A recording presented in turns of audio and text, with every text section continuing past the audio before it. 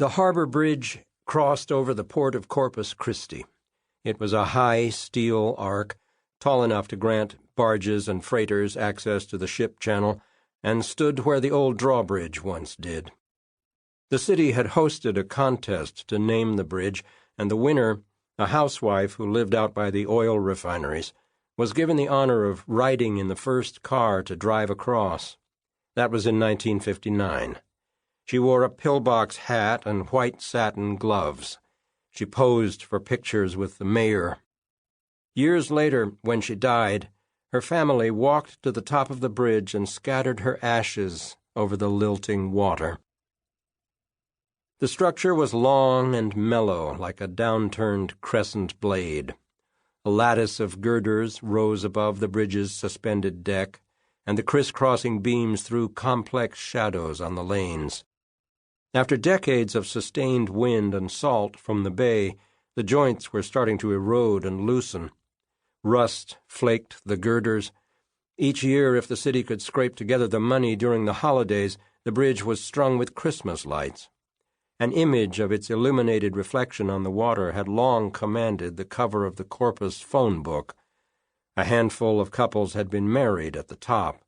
Delinquent teenagers stole bowling balls to roll down the lanes or lob off the side, and a small group of citizens met on the first weekend of every month to walk the mile that the structure spanned.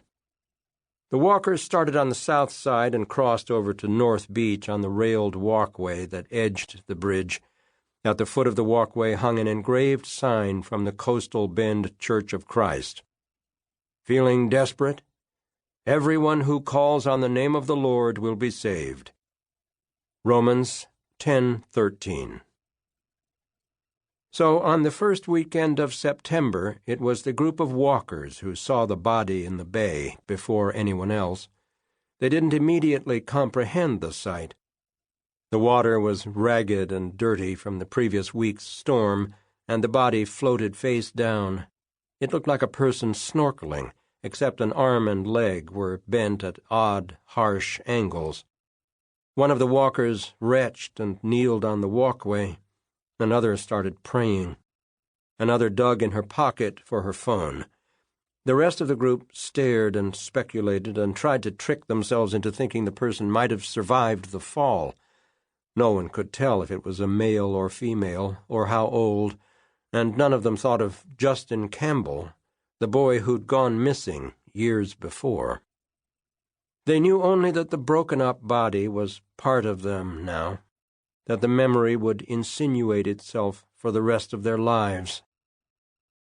2 Coast Guard cutters were soon speeding toward the ship channel, and police cruisers were parking on both sides of the port. A few of the walkers stood at the top of the bridge to watch, but most descended without a word. They walked single file, knowing they wouldn't return to the bridge, and held on to the rail as tightly as possible. To keep listening to this audiobook, I've left you a link in the description so you can do it, at no cost thanks to Audible's 30-day free trial.